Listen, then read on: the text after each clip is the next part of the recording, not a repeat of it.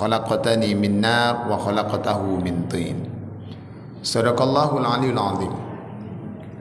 Bapak-bapak hadirin, ibu-ibu hadirat, tamu-tamu Allah, hamba-hamba Allah yang mulia, semogalah pula kita semua dimuliakan Allah Subhanahu wa taala. Amin ya rabbal alamin.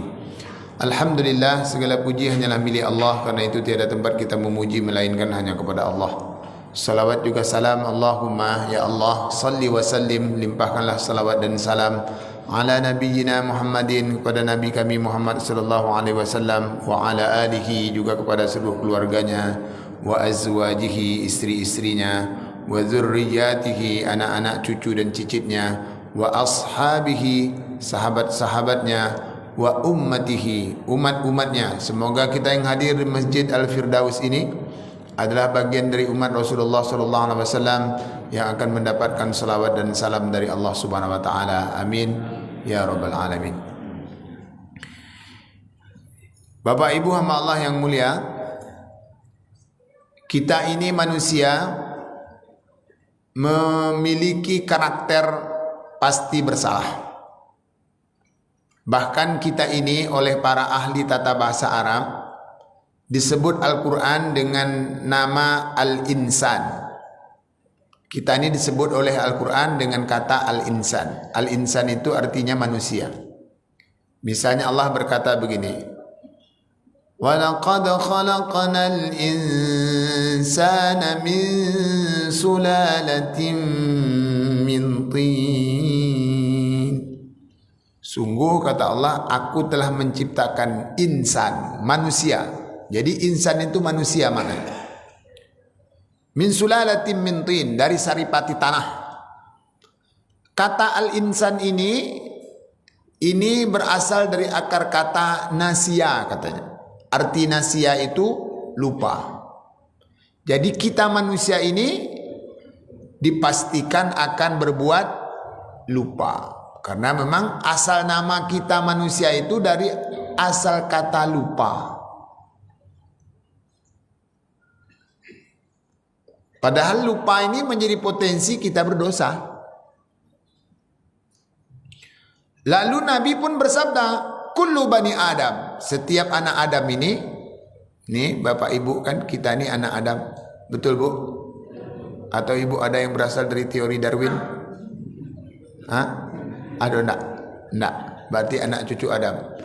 Kita ini anak cucu Adam. Kullu bani Adam, setiap anak Adam ini khatta'un, mereka akan salah. Tetapi salahnya kita ini tidaklah akan membuat kita menjadi hina dina dan tak bermanfaat, tak berguna, lalu serta-merta dicampakkan ke neraka. Tidak begitu juga. Karena ada manusia yang bersalah, wa khairul khatta'ina tawwabuna. Ada manusia terbaik itu kata Allah adalah ia salah lalu bertaubat. Jadi manusia terbaik itu bukan berarti manusia yang nggak pernah salah. Tidak. Orang baik itu adalah orang yang salah lalu bertaubat. Nah, ibu bapak hamba Allah yang berbahagia, Allah telah bercerita dalam Al-Quran ada dua makhluknya yang telah bersalah.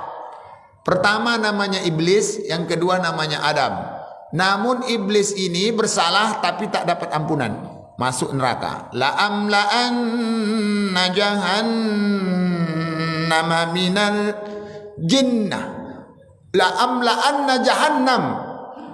Ini kalian semua akan dicampakkan ke dalam neraka jahannam. La'amla'anna jahannama minkum ajma'in. Semua kalian, wahai iblis dan para pengikut kalian, akan dicampakkan ke neraka. Tetapi ada makhluk Allah yang lain namanya Adam. Dia bersalah juga tapi dapat ampunan Allah. Fatalaqa Adamu min rabbih kalimatin fataba alaihi. Maka tatkala Adam ini bertemu sama Allah, maka dia pun diampuni Allah dengan membaca satu kalimat, Rabbana zalamna anfusana wa illam taghfir lana wa tarhamna lanakunanna minal khasirin. Allah ampuni. Lalu timbul pertanyaan, apa yang membedakan kesalahan iblis dengan kesalahan Adam? Sehingga iblis tak dimaafkan, sementara Adam dimaafkan. Padahal sama-sama salah. Inilah yang ingin kita kaji menjelang masuknya waktu Isya, sekitar pukul 19:15. 30 menit insyaAllah. Kita mulakan kaji ini dalam surah Al-A'raf, surah yang ke-7, dimulai dari ayat 12. Allah cakap macam ini. Allah nanya kepada iblis. Kata Allah kepada iblis, "Qala ma mana'aka alla tasjuda idza amartuk." Allah nanya kepada iblis, kata Allah, "Lis." Maksudnya memanggil iblis tadi. "Lis," kata Allah kepada iblis. "Ma mana'aka alla tasjuda idza amartuk." Apa yang membuat engkau enggak mau sujud waktu aku perintah tuh kepada Adam? Lalu engkau tidak mau sujud tu kenapa? Dijawablah sama setan. Qala ana khairum min. Aku ni ya Allah lebih baik daripada Adam itu. Ini masalah pertama nih. Iblis ini merasa dirinya lebih baik daripada Adam. Lalu kata Allah, ngapa pula engkau merasa lebih baik daripada Adam nih? Dijawab oleh si iblis, khalaqtani min narin wa khalaqtahu min tin. Aku diciptakan dari api, dia diciptakan dari tanah. Hebat aku lagi. Rupanya di situ masalahnya. Iblis ini merasa diri dia lebih hebat daripada Adam.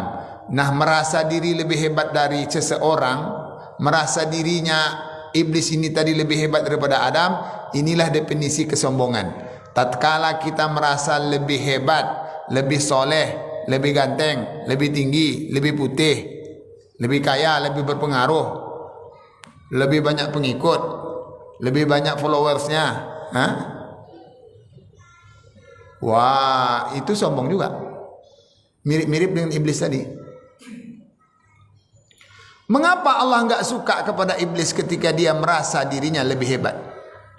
Karena iblis itu diciptakan dari api atas kehebatan dia atau itu atas kehendak Allah? Terus ketika Adam diciptakan dari tanah, apakah Adam menjadi kurang hebat itu kehendak dia atau memang itu juga kehendak Allah? Kehendak Allah, sama-sama semua kehendak Allah. Ketika kita merasa diri lebih hebat padahal itu bukan dalam kapasitas dan kapabilitas kita, di sini masalahnya.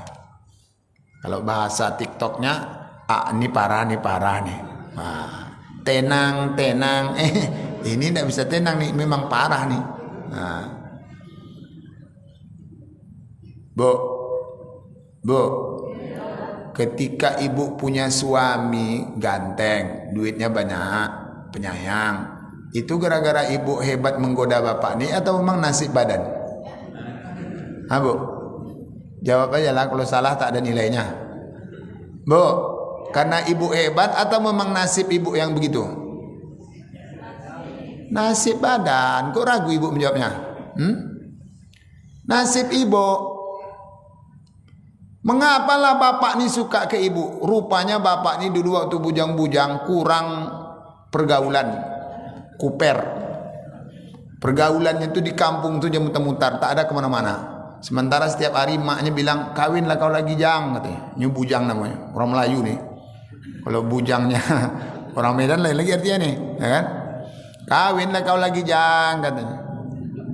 Siapa nak dibuat bini ni mak, kata si bujang ni. Si Anu tu je lah, dia yang paling bagus di kampung ni. Ayalah mak, kali itu kata mak, kawinlah dia dengan ibu si bujang ni tadi. Lalu setelah dia menikah dengan ibu, barulah si bujang ini berjalan ke mana-mana. Nampak semua dia orang lebih baik daripada ibu, lebih cantik, lebih tinggi, lebih putih, lebih langsing, lebih mancung hidungnya. Tapi dia nak melepaskan ibu tak mungkin lagi. Anak dia dah 3. Macam mana lagi? Jadi kena hebat ibu sebenarnya atau nasib aja? Nasib badan. Ibu kan biasa-biasa aja, yang tak cantik dah, kan? Tapi memang nasib ni dah begitu, macam mana lagi? Jadi bukan karena hebatnya kita. Ya kalau bahasa Peramlinya nasib badan. Ya gitu kan. Ya kan? Nasib baik. Ya kan? Bapak Ibu hamba Allah yang berbahagia, karena itu jangan pernah ada rasa ketika diri kita itu lebih baik. Lalu orang bertanyalah ke bapak-bapak, "Pak, kok bisa anak bapak nih dari SD sampai SMA juara terus? Kuliah diundang oleh perguruan tinggi ternama, beasiswa pula. Kok bisa bapak Pak punya anak macam itu? Oh, kalian mau enggak punya anak macam ini? Kalau nak buat macam anak nih, begini, berteori lah bapak nih. Pertama waktu ini harus begini, banyak teorinya. Kira-kira gara-gara teori bapak ini anak ini cerdas atau memang takdir Allah? Takdir Allah. Cobalah bapak nih buatkan lagi ke adiknya kalau dia punya adik. Atau buatkan ke makan kita. Atau buatkan teori ini ke tetangga kita. Buatkan kepada orang lain teori-teori bapak ini tadi. Kira-kira hasilnya sama enggak? Ya enggak sama. Katakan bapak nih hebat enggak pula? Pintar enggak pula? Katakan bini dia pintar enggak juga? Sama aja. Bapak nih kawin dengan istri itu kebetulan dulu sama-sama kena hukum oleh guru matematik. Berdirilah di depan. Kedua-dua itu berdiri. Begitu terpandangnya, jatuh hati. Nikah orang berdua nih, cerdas anaknya. Memang nasib. Jadi tak ada gara-gara kita hebat. Inilah membuat Allah tadi itu menjadi murka kepada si iblis karena dia merasa hebat atas sesuatu yang bukan menjadi kuasanya. Sama saja dengan saya nih. Datang ke sini bukan karena saya hebat. Lah capek si soleh ni mencari ustaz pengganti, tak dapat. Kan?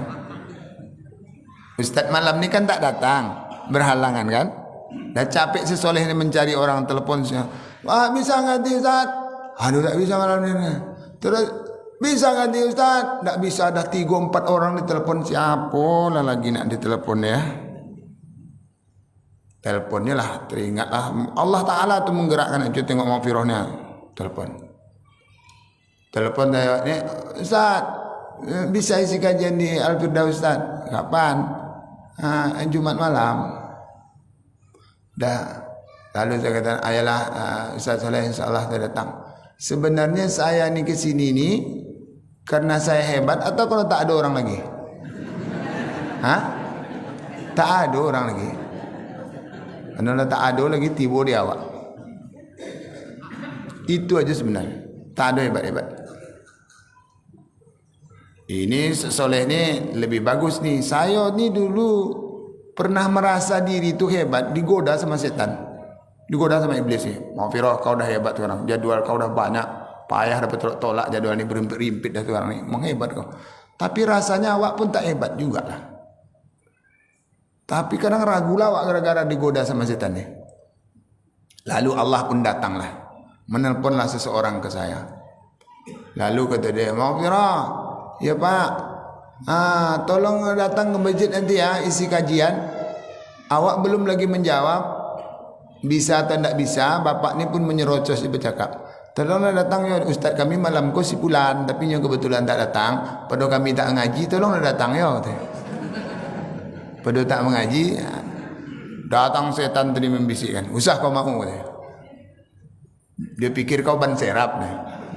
Kata si iblis tadi menggoda. Iyo juga kan, dah terbakar tuh. Tapi saya berpikir kok saya ini merasa hebat pula nih, merasa diri jadi ban serap segala macam. Kenapa nih? Oh kayaknya sombong datang nih. Lalu saya katakan, yalah Pak, insyaAllah Pak, saya datang. Sebenarnya malam itu ada jadwal saya itu. Sama dengan malam ini sebenarnya. Ya kan? Bapak Ibu hamba Allah yang berbahagia, Pak, saya tidak bisa datang malam ini Pak, ada hal mustahak. Apa hal mustahak? Nak melawan setan ni kok sebenarnya. Ya kan? Saya ganti kawan nanti Pak ya. Yalah insyaAllah. Saya sampai di masjid itu, Pengurus ini belum juga selesai lagi. Kata pengurus ini, Assalamualaikum warahmatullahi wabarakatuh. Malam hari ini kita seyogianya yang mengajikan Ustadz Sifulan. Tapi kena tidak datang. Tadilah saya telepon Ustadz Umpironya. Pada kita tak mengaji. Itulah dia bisa datang. Saya tak perlu marah, tak usah tersinggung. Ini Allah mengutus manusia ini, Bapak ini, sebenarnya sengaja mengutusnya ke saya untuk mendidik saya supaya saya tidak merasa sombong. Itu sebenarnya. Ya kan? Jadi berterima kasihlah kepada dirinya yang telah diutus Allah untuk datang memberi pengajaran. Oh, berarti Ustaz dah hebat Ustaz dah. Tak ada kenal lagi sebab sombong. Nah, itu yang saya ceritakan ni yang selamat aja. Yang tak selamat banyak juga. Nah, itu dia tu. Jadi jangan dikira selamat semua. Ada juga yang kena. Tentu yang kena ni tak usah diceritakan. Ya, ini untuk motivasi. Jadi kita ni kadang jangan kita bereaksi dan lalu ketika kita bereaksi merasa tersinggung, merasa diabaikan, tu kenapa tu sebenarnya? Karena kita mulai merasa diri kita lebih hebat. Ngechatlah mahasiswa ni Kata dia mahasiswa ni, selamat siang. Siang ini ada kelas, masuk tidak? Mak pajar aku lagi. Oh, rasanya itu kita tuh gitu. Wah, kurang ajar kali anak ini, kok kayak gini dia ngechat nih. Tapi datanglah tiba-tiba kesadaran. Macam hidayah Tuhan lah tibanya. Mengapa pula ini langsung marah-marah nih? Merasa tersinggung nih. Kayaknya sombong mulai datang nih. Istighfar. Astagfirullahaladzim. Lalu saya baca ulanglah chat tadi. Selamat siang. Siang ini ada kelas. Masuk tidak? Lembut pula bunyinya. Sebenarnya tergantung cara membacanya aja sebenarnya. Ya kan? Kita ni kadang kayak gitulah. Sebenarnya cara kita itu yang membuat kita tersinggung. Karena kita merasa diri kita lebih hebat, merasa kita dosennya, dia mahasiswa hebat, aku daripada kalian lagi. Kalian yang butuh aku nggak butuh kalian. Merasa inilah yang membuat akhirnya kita itu menjadi orang sombong. Bapak-bapak, ibu-ibu, cobalah cari contoh ke badan masing-masing. Apa yang membuat ibu kadang marah? Apa yang membuat bapak kadang tersinggung? Ya kan? Ibu bapak hamba Allah yang berbahagia, ini yang pertama yang menjadi masalah setan ini adalah karena dia merasa dirinya lebih hebat. Aku diciptakan dari api, Adam diciptakan dari tanah. Memangnya api lebih mulia dari tanah? Kata siapa? Kata dia aja. Yang mengatakan orang tinggi lebih hebat daripada orang rendah itu siapa?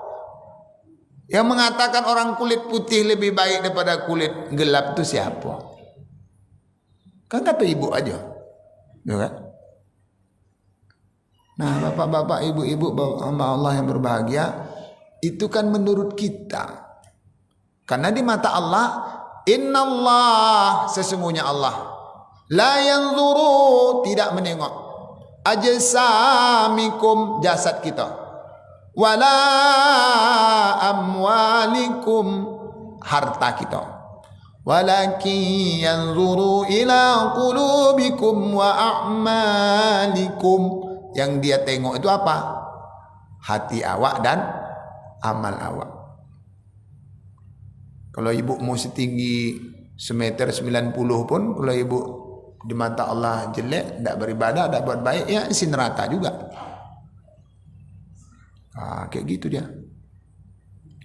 Nah, ibu bapak hamba Allah berbahagia, karena si setan ini tadi atau si iblis ini dah merasa sombong nih, kata Allah pula, qala, lalu Allah bercakap, fahbit minha fama yakunu laka an tatakabbaru fiha fakhruj innaka minas saghirin. Les, kata Allah, fahbit minha, turun kau dari surga ini. Fama yakunu laka an tatakabbaru fiha, tak layak engkau menyombongkan di sini-sini. Fakhruj, keluar. Innaka minas saghirin, sesungguhnya engkau itu tak ada apa-apanya. Oh, membuat Allah marah rupanya ketika kita merasa diri lebih hebat tadi. Ini penyebab pertama iblis dosanya tak diampuni karena dia merasa diri lebih hebat. Akibatnya disuruh keluar. Terus yang kedua, dah kena usir setan ni tadi atau iblis ni.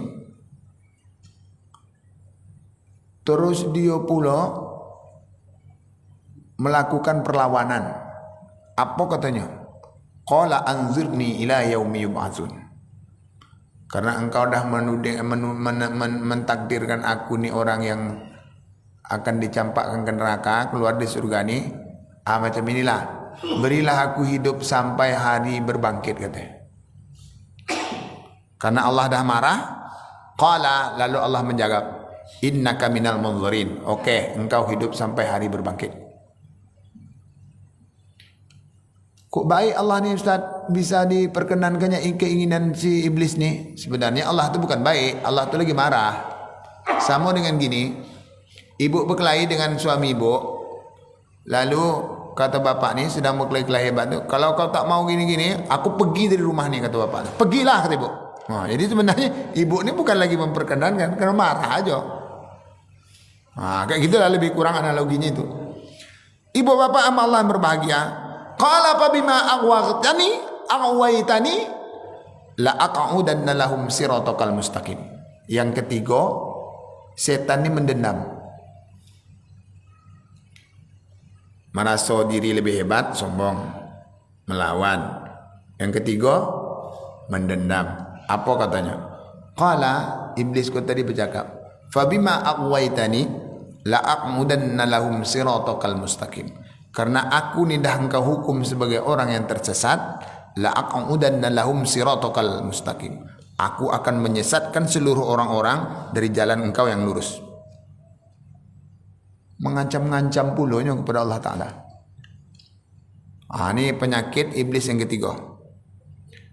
Katanya pula, mengancam yang berikutnya, summa la'atiyannahum min baini aydihim wa min khalfihim wa an aymanihim wa an syama'ilihim.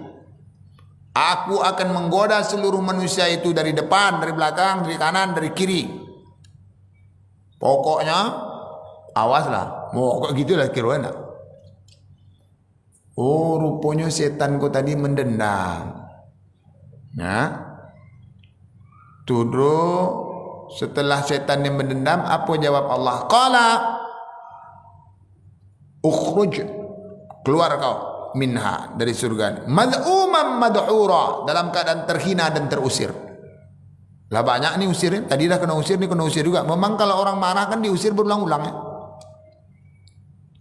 Laman tabi'aka minhum la amla anna jahannama minkum ajma'in. Siapa saja orang yang tergoda, mengikut godaan kau ini, maka kalian semua akan dicampakkan ke neraka jahanam. Itu kata Allah. Nah, catatan kita, apa yang menyebabkan iblis ini, dosanya ini, kesalahannya ini membuat dia masuk neraka? Pertama, sombong. Kedua, melawan. Yang ketiga, mengancam. Makanya jangan buat nih yang tiga nih. Nah, sekarang kita tengoklah bagaimana pula Adam. Adam ini bersalah juga nih. Ini Allah ceritakan kepada ayat berikutnya, yakni ayat 19. Kata Allah kepada Adam, wa ya Adam, kata Allah, uskun anta, tinggallah engkau, wa zaujukal jannah, bersama istri engkau di surga ini. Fakula min haitsu syi'tuma, engkau nikmatilah seluruh fasilitas yang ada di surga ini. Wala taqrabah hadhihi syajarah, tetapi engkau jangan dekati pohon ini. Allah cakap pohon ini aja, tak ada namanya pohon ini. Fatakuna minadh dhalimin, kalau engkau dekati pohon ini engkau akan berbuat aniaya. Nah, terdengarlah oleh si iblis ini tadi bahwasanya Adam mendapat larangan dari Allah. Datanglah si iblis ini tadi kepada Adam. Ini ada yang bertanya nih, Ustaz, tadi perasaan iblis dah diusir lah dari surga nak. Iya, tapi kok iblis ini masih bisa juga menggoda si Adam? Berarti dia masih di surga nampak ini. Ibu tanya nak? Iya nak bertanya model itu. Kalau nak tanya nak mau terangkan tak? Tanya Jadi lebih kurang analoginya gini. Ibu tadi berkelahi kan dengan bapak, dengan suami kelahi. Terus kata ibu, pergilah dari rumah nih, pergilah. Pergi bapak nih. Tetapi suatu waktu dia kan nak nengok anak dia sama ibu. Boleh tak? Boleh lah dia nengok anak dia. Jadi tibonya iblis kau tadi masuk ke dalam surga tu masih boleh. Tetapi tinggal dan bertempat tinggal diam di situ nggak boleh. Jadi datang untuk main-main je lah tibonya. Tapi tak boleh tinggal. Nah, lalu datanglah si iblis kau tadi menggoda si Adam yang masih di surga tadi. Padahal dia dah dikeluarkan dari surga, datang. Fawaswasa lahum syaitan. Maka datanglah setan untuk mewaswaskan si Adam. Waswasi meragu-ragukan. Ya kan? Lalu kata si iblis kepada Adam, wa qala ma mana'aka alla wa qala ma nahakuma rabbukuma an hadhihi syajarah. Dam, wah katanya, tahu tak kalian mengapa Allah melarang kalian mendekati pohon ini? Wah, ini kata si iblis ke Adam. Kata Adam, tak tahu dah. Tak ada dia cakap Allah sebab-sebabnya kenapa dah. Pokoknya kami tak boleh aja mendekati pohon ini. Itulah kalian tak tahu kan? Nih, aku kasih tahu, kata iblis. Sebabnya kalian tak boleh mendekati pohon ini illa an takuna malakaini au takuna minal khalidin. Supaya kalian tidak menjadi malaikat dan kalian tidak kekal di surga ni. Lah dibalik-balik ni setan kan? Kata dia, kalau kalian nak kekal di surga ni, maka makanlah buah pohon ni. Maka kalian akan jadi malaikat dan kalian akan tinggal selamanya di sini. Sudahlah aku ni terusir di surga ni. Aku dulu tak sempat makannya. Kalau bisa ni anak aku makan ya, tinggal aku di sini. Lah mulai Adam dan Hawa ragu-ragu kan. Ibu kan sering juga tidak ragu-ragukan oleh si setan ni nak, oleh iblis ni. Allahu Akbar. Datang dia. Honda ada kunci belum ni? Dia rasa udah. Kan gitu kan. Kompor tadi dah mati belum? Air tadi dah mati. Ada aja yang datang nak diragukan oleh si iblis ni. Nah, ni iblis ni meragu-ragukan Adam. Itulah sebabnya kalian tak boleh memakan buah ini. Karena supaya kalian tak jadi malaikat dan kalian tak kekal di sini. Tentu kata Adam dan Hawa, hendaklah, tak mungkinlah Allah begitu. Aku lebih percaya kepada Allah daripada engkau lagi. Kata si Adam. Apa kata si iblis lagi? Wa qasamahuma. Aku bersumpah kata. Nah kan? Bersumpah tu apa? Wallah kan? Wallah katanya. Inni lakuma laminan nasihin. Aku ni tahu kalian tak? Penasihat kalian. Aku mengingatkan kalian aja. Sudahlah aku yang terkeluar dari surga ni. Kalian jangan sempat lagi. Aku sayang ke kalian aja. Ini aku ingatkan kalian. Kata si iblis ni tadi menggoda. Kadang memang kawan-kawan awak kan suka macam itu nak. Aku nyakap kalian aja nya. Kalau kalian tak mau ya udahlah. Aku nak kasihan kalian aja. Ini mirip-miripnya kayak iblis lah ni. Kalau ada orang cakap macam itu, tak usah. Kau iblis tak usah gitu. Paham-paham aja lah. Ya kan?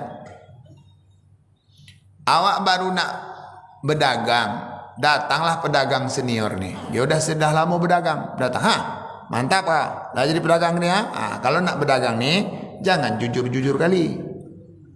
Kalau kita jujur kali, tak akan dapat untung. Gitu Pak ya. Itu caranya. Bapak dulu gitu. Ayolah. Mulai ragu pedagang ni kan. Padahal ilmunya rasanya harus jujur. Nah kata ini kalau nak dapat banyak, jangan jujur. Kalau menimbang sekilo tu buat aja paling tinggi 8,5 on. 1,5 on tu kita timpan. Situlah untung-untung kita sikit tu. Inilah yang ditiru oleh tukang jual duku ni. Ditulisnya setengahnya tu kecil aja. 10.000. Setengahnya kecil. Awak pun dah tersasul lah ke situ. Terlangsung singgahnya. Beli 3 kilo Pak. Langsung ditimbang 3 kilo. Kasih duit 100. Dibalikkannya 40. Apa pula Pak? Tapi 10.000 setengah nih Pak katanya. Saya tanya pula, ngapa pula kecil tulisan setengah nih? Itu trik dagang tuh Pak. Kok tahu Ustaz gitu Ustaz? Saya yang kena tuh. Pesan 3 kilo, rupanya Pak pikir tadi 30, rupanya 60. Tapi saya tak ngaku Ustaz pula. Ya pantailah, enak. Tapi Bapak Ibu Allah berbahagia, itu tidak boleh, itu tipu. Masa gitu Pak? Menipu kan tak boleh Pak. Seluruh pedagang ini menipu katanya. Iya Pak, iya. Kau tengoklah pergi ke mall-mall tuh, menipu juga orang tuh. Kita ni sikit nipu nih, orang tuh banyak nipu. Macam mana nipu orang tuh Pak? Kau pernah tak nengok barang-barang di diskon? Pernah. Berapa? Kadang 100.000, ditulisnya 200.000 harganya. Diskon 50%, jadi 100.000. Sebenarnya harganya itu memang 100 katanya. Dinaikkan juga 200. Kan siapa Pak Surang? Nanti diskon 50. Iya juga ya. Macam itu cara itu Pak. Iya. Kau tahu Pak? Awak buat katanya. Itu dah. Ya kan? Atau ibu pernah tak tertipu rasanya? Harga 99.900. Murah kali 90 ya. 90 padahal 100 kurang 100. Ujung-ujungnya 100 juga. Awak kasih duit 100, dibaginya permen. 100 juga. Laku lu pun nyuci. Bapak Ibu hamba Allah yang berbahagia, inilah bentuk tipu-tipu tuh. Dan si iblis ini menipu Adam kayak gitu. Wallah katanya, disebutnya Allah.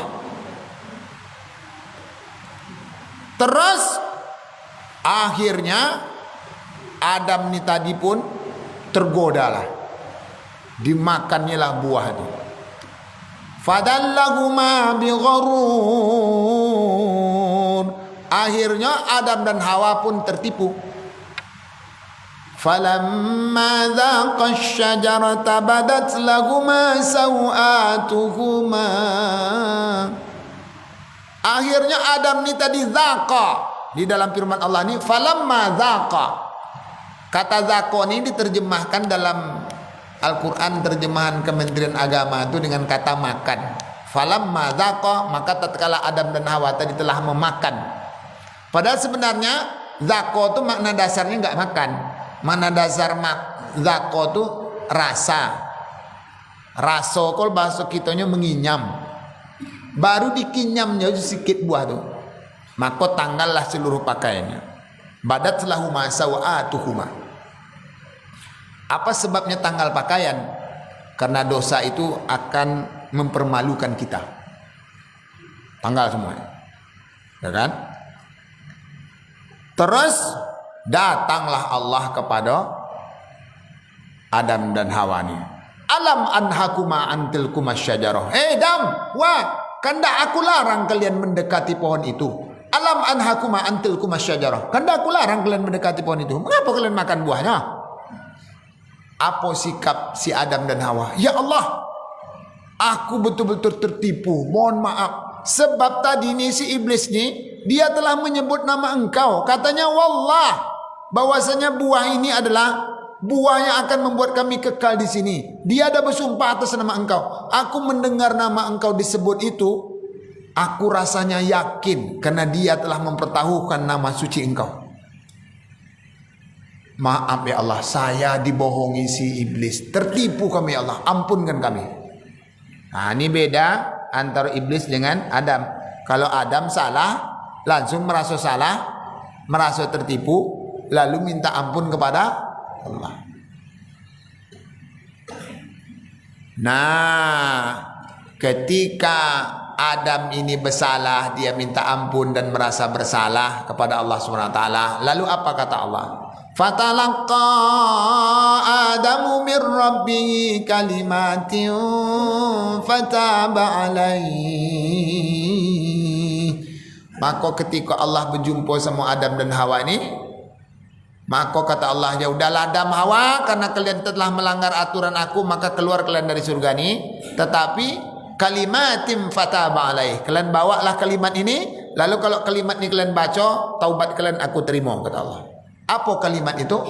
Rabbana zalamna anfusana wa illam taghfir lana wa tarhamna lanakunanna minal khasirin. Nah, kata kuncinya kalau kita bersalah maka bersegeralah minta ampun kepada Allah. Satu di antaranya dengan cara istighfar dan baca doa ini. Rabbana, wahai Tuhan kami, zalamna, kami telah menganiaya diri kami, wa illam taghfir lana, jika engkau tak ampuni kami, wa tarhamna, engkau tak rahmati kami, lanakunanna minal khasirin, maka kami akan termasuk golongan orang-orang yang merugi. Ampunkan kami ya Allah, maafkan kami. Kata Allah, iyalah. Jadi kita ini memang tidak ada manusia yang suci. Pasti punya salah. Bagi Allah itu tak apa. Sepanjang kita mau memohon dan meminta ampunan kepada Allah Subhanahu wa taala. Sebab itulah Bapak Ibu hamba Allah yang berbahagia, kalau ada kita menengok orang yang bersalah, orang itu jangan kita ejek. Maka doakan dia supaya dia diampuni Allah.